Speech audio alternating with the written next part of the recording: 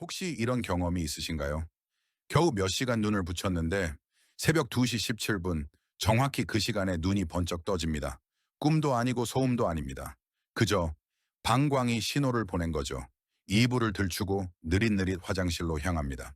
머릿속엔 어제 물을 좀 많이 마셔서 그런가 라는 생각뿐입니다. 그래서 그날부터 밤 9시 이후로는 물을 끊어보기로 하죠. 심지어 잠을 위해 물 한 모금조차 참기도 합니다. 그런데 다음날 밤도 마찬가지입니다. 2시 30분, 3시 5분, 3시 48분 또 일어나고 또 걷고 다시 잠들기 힘들어집니다. 나이가 들어서 그런가? 신장이 약해진 걸까? 그렇게 생각하시나요? 아닙니다. 당신은 문제의 원인을 잘못 짚고 있습니다. 문제는 물 한 잔 때문이 아닙니다. 훨씬 더 눈에 보이지 않는 것들이 원인이죠. 당신의 수면 자세, 방 안의 온도, 잠들기 전 화장실 가는 습관, 그리고 저녁 식사에서 무심코 먹었던 건강한 것처럼 보이는 음식들. 이게 다 무슨 말인가 싶으시죠? 조금 이상하게 들릴 수 있지만 과학적으로 근거 있는 이야기입니다. 그리고 충분히 바꿀 수 있는 문제입니다. 이번 영상에서는 많은 분들이 맞는 방법이라고 착각하는, 하지만 오히려 새벽에 소변 때문에 까에게 만드는 아주 흔한 5가지 실수와 오늘 밤 바로 실천할 수 있는 간단한 5가지 해결법을 알려드리겠습니다. 약도 특수한 기계도 필요 없습니다. 만약 당신이 끊임없이 깨는 수면 때문에 지쳐 있다면, 젊었을 때처럼 한 번에 푹 자는 기분을 다시 느끼고 싶다면 이 영상을 끝까지 보세요. 왜냐하면 당신의 몸은 결코 당신을 괴롭히려는 게 아닙니다. 당신이 단지 그것을 제대로 이해하지 못했을 뿐입니다. 당신은 생각합니다. 나는 방광이 약해서 잠을 못 자는 거야. 나이가 드니 어쩔 수 없지. 물을 늦게 마셔서 그런가 봐. 하지만 그건 빙산의 일각일 뿐입니다. 실제로는 방광은 단지 전달자일 뿐입니다. 진짜 메시지는 당신의 생활 방식에서 오는, 특히 잠들기 전 3시간 동안의 잘못된 습관에서 비롯됩니다. 이 사실을 알게 되는 순간 당신의 수면은 아주 사소한 변화에서부터 바뀌기 시작합니다. 실수 벌보고 언제 물을 끊어야 하는지에 대한 오해, 많은 분들이 이렇게 생각합니다. 잠자기 직전만 아니면 괜찮겠지. 밤 10시에 작은 컵 하나 정도는 문제 없잖아. 그런데 잘못된 생각입니다. 물은 입에서 곧장 방광으로 가는 게 아닙니다. 위장을 거쳐 소장으로 흡수되어 혈액에 들어가고 그 혈액이 신장으로 가서 소변이 되는 거죠. 이 과정은 평균 13시간이 걸립니다. 당신이 밤 10시에 물을 마시고 11시에 잠자리에 든다면 새벽 12시쯤이 바로 방광이 가득 찼다는 신호가 오는 시점입니다. 게다가 우리 몸엔 밤에 소변 생성을 억제하는 ADH라는 호르몬이 있습니다. 그런데 잠들기 직전의 수분 섭취는 이 호르몬의 분비를 방해해 신장이 밤에도 나처럼 활발히 작동하게 만듭니다. 임상 비뇨기학 저널에 따르면 잠자기 3시간 전부터 수분 섭취를 멈춘 사람들은 밤에 소변으로 깨는 횟수가 약 40% 감소했다고 합니다. 해결책: 잠자리에 들기 최소 3시간 전에는 물통을 닫으세요. 약을 드셔야 할 경우엔 최대한 소량의 물만 드세요. 그리고 낮 시간 동안 아침부터 오후까지 골고루 수분을 섭취해 두는 것이 중요합니다. 밤에는 물이 필요하지 않도록 낮에 채워두는 것입니다. 실수 3. 건강한 저녁 식사라고 생각했지만 사실은 소변 함정. 당신은 저녁에 물을 끊었지만 여전히 새벽에 눈이 떠집니다. 이럴 때는 당신의 저녁 식사를 살펴보세요. 시간과 구성 모두 말이죠. 잠자기 20시간 이내에 늦은 저녁을 먹으면 몸은 휴식 대신 소화를 우선시하게 됩니다. 혈액은 위장으로 몰리고 소화 과정에서 대사수 음식을 분해하며 생기는 수분과 생성됩니다. 이 수분도 혈액에 들어가 결국 신장으로 가게 되고 신장에는 또 하나의 부담이 생깁니다. 게다가 건강하다고 여겨지는 많은 음식들이 사실은 자연 이뇨제입니다. 예를 들면 샐러리, 오이, 아스파라거스, 파프리카, 와인, 커피, 매운 음식. 밤 9시에 샐러리와 오이가 들어간 샐러드를 먹었다면 당신은 모르는 사이에 밤중 소변 시험을 준비한 셈입니다. 해결책: 잠자기 최소 3시간 전에 저녁을 마치세요. 생야채나 이뇨작용이 있는 음식을 피하고 샐러드는 점심으로 옮기세요. 저녁은 당근, 브로콜리, 단호박처럼 익힌 채소로 구성하세요. 실수 3. 형식적으로 화장실에 가는 습관, 자기 전 화장실을 가는 습관이 있지만 내일 할 일을 생각하거나 핸드폰을 보며 대충 해결하고 바로 침대로 가시나요? 당신은 이미 다 본 줄 알지만 사실 많은 사람들이 소변에 809%만 배출하고 천열 20%는 방광에 남깁니다. 그 남은 양만으로도 몇 시간 안에 방광이 가득 차 잠에서 깨게 만들 수 있습니다. 해결책은 이중 배뇨법, 더블 보이딩. 미국 비뇨기과 의사들이 야간요가 잦은 사람에게 추천하는 방법입니다. 방법 1단계. 남녀 모두 병에 앉습니다. 앉는 자세가 골반저근을 이완시켜줍니다. 2단계. 평소처럼 소변을 봅니다. 힘주지 말고 자연스럽게. 3단계. 그대로 35, 60초간 기다립니다. 4단계. 상체를 약간 앞으로 숙이고 팔꿈치를 무릎에 올린 뒤 다시 한번 소변을 시도합니다. 많은 사람들이 이때 여전히 소변이 남아있는 걸 보고 놀랍니다. 이 마지막 한 번이 없었다면 그 소변이 밤중에 당신을 깨울 겁니다. 이 기술을 매일 밤의 수면 루틴에 포함시키세요. 실수 2, 실내 온도와 수면복, 조용한 적 너무 덥거나 추운 방, 꽉 끼거나 땀 흡수가 안 되는 수면복.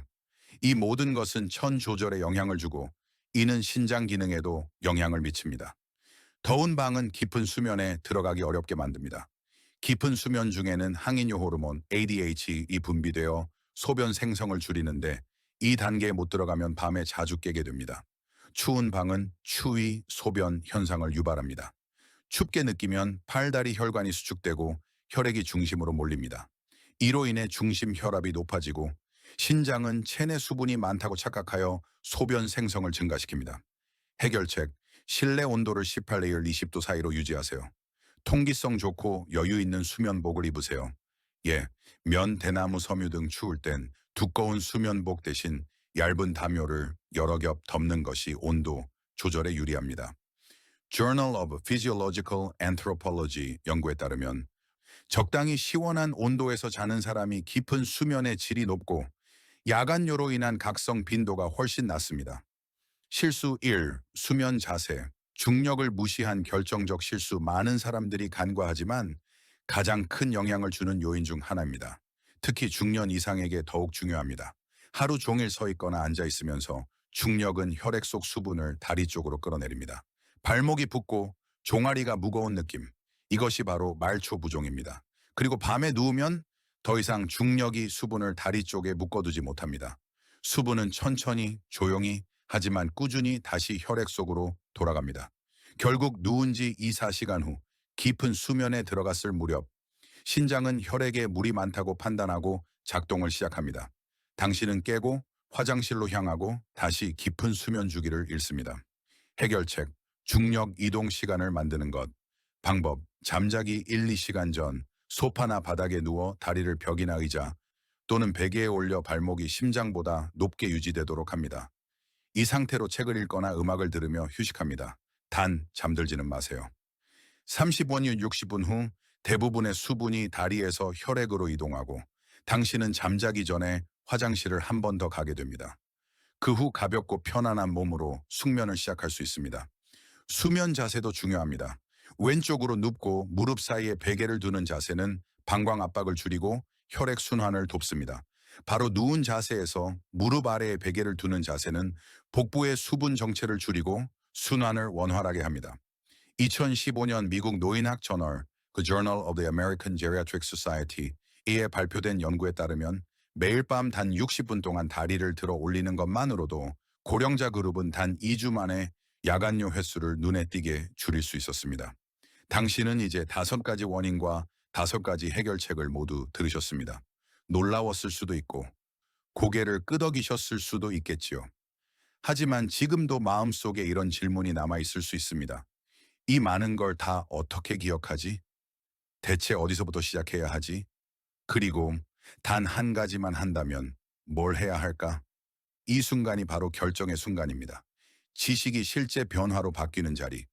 억지 노력으로가 아니라 작고 단순한 선택 하나로 매일 반복되는 습관 하나로 당신을 온전한 잠으로 이끄는 길. 저는 이것을 단 하나의 습관 법칙이라고 부릅니다. 방법은 이렇습니다. 한꺼번에 5가지 습관을 바꾸려 하지 마세요. 지금 당신에게 가장 쉬운 것 한 가지만 골라 매일 밤 꾸준히 실천하는 겁니다. 누군가에게는 저녁 8시 이후 물을 끊는 것일 수 있고 다른 누군가에게는 이중 배뇨법을 시도해 보는 것일 수 있으며 또 어떤 이에게는 잠자기 전 30분간 다리를 벽에 기대는 것일 수 있습니다. 하나만 고르세요. 정확히 하세요. 매일 하세요. 그리고 지켜보세요.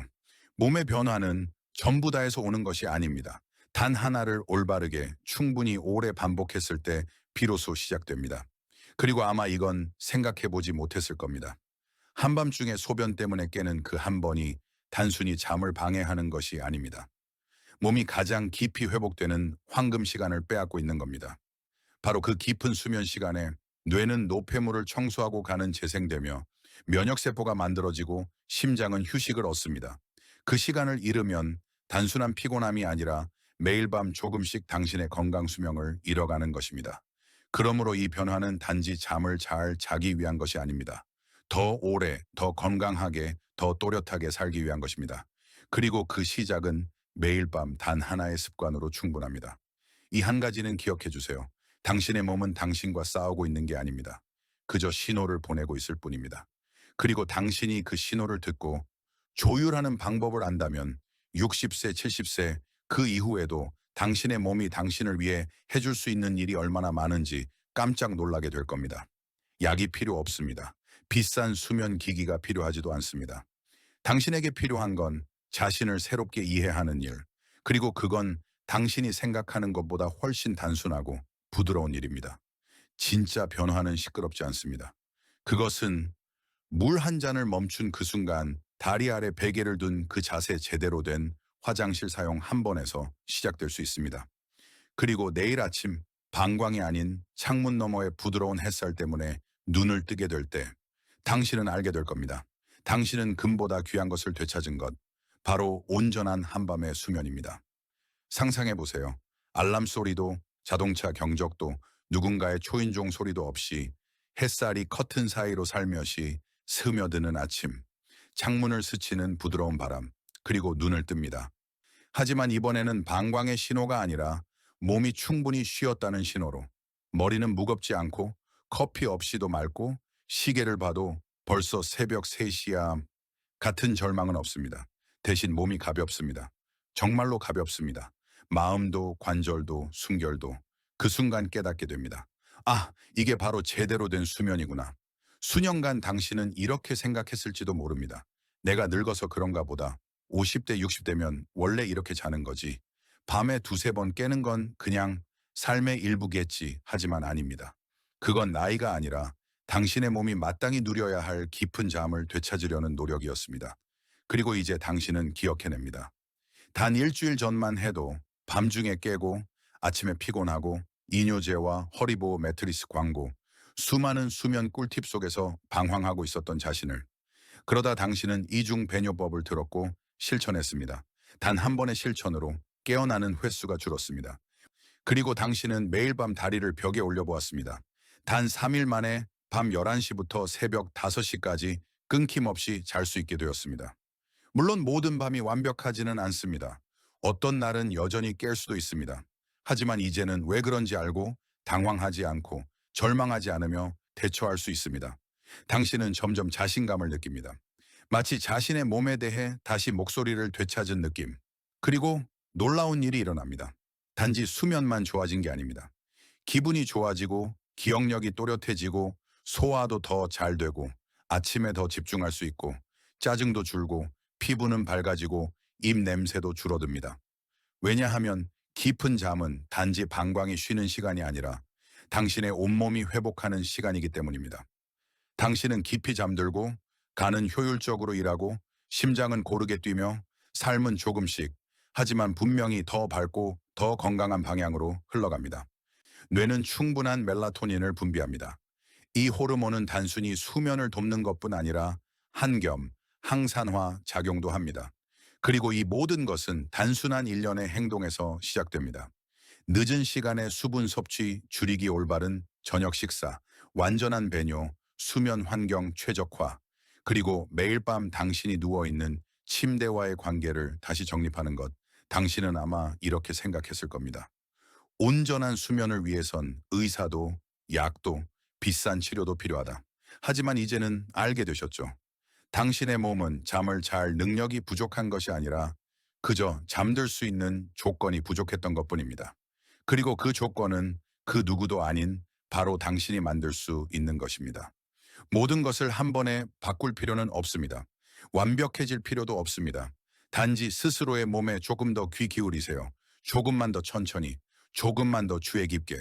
그러면 당신은 예전의 나, 그러나 완전히 새로운 에너지의 나를 마주하게 될 겁니다. 진짜 잠, 진짜 회복, 진짜 삶. 변화는 폭죽 소리로 오지 않습니다. 드럼 소리도 없습니다. 그것은 아주 조용히 찾아옵니다.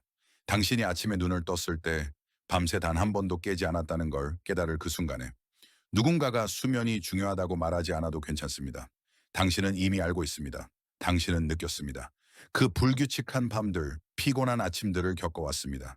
그리고 이제 당신은 또 하나의 중요한 사실을 알게 되었습니다. 당신은 결코 무기력하지 않다는 것. 기적의 제품을 기다릴 필요도, 의사가 수면을 가르쳐 주길 기다릴 필요도 없습니다. 나이가 들었다고 해서 깊은 수면을 포기할 필요는 더더욱 없습니다. 왜냐하면 당신은 이미 여정을 걸어왔기 때문입니다. 원인을 보았습니다. 해결법을 배웠습니다. 아주 작더라도 변화를 몸으로 느꼈습니다. 그리고 이제 남은 건 단 하나 행동하는 것뿐입니다. 오늘 밤 당신은 평소처럼 그냥 잠들지 않을 겁니다. 당신은 능동적으로 수면에 들어갈 겁니다. 8시 이후엔 물을 마시지 않기로 선택하고 다리를 15분간 올려보기로 선택하며 화장실에 제대로 다녀오기로 선택하고 블루라이트를 끄기로 선택하며 몸을 억지로 밀어붙이기보다는 귀 기울이기로 선택할 것입니다. 그리고 내일 아침 당신은 단순히 하루를 시작하는 것이 아닙니다. 당신은 몸과의 관계에서 완전히 새로운 장을 열게 될 것입니다. 그 장에서는 당신이 쉬고 회복하고 에너지를 가득 채운 채로 깨어납니다. 오늘 밤 단 하나의 작은 변화로 시작하세요. 왜냐하면 당신은 깊은 수면을 누릴 자격이 있는 사람이기 때문입니다. 당신은 뒤척임 없는 밤을 보내고 맑은 정신으로 아침을 맞이할 자격이 있습니다. 그리고 무엇보다도 당신의 몸은 바로 당신이 자신의 몸을 들어준 그 순간을 감사하게 기억할 것입니다. 행동하세요. 시도해보세요. 그러면 곧 알게 될 것입니다. 가장 큰 변화는 때로는 단 하나의 충분한 수면에서 시작된다는 것.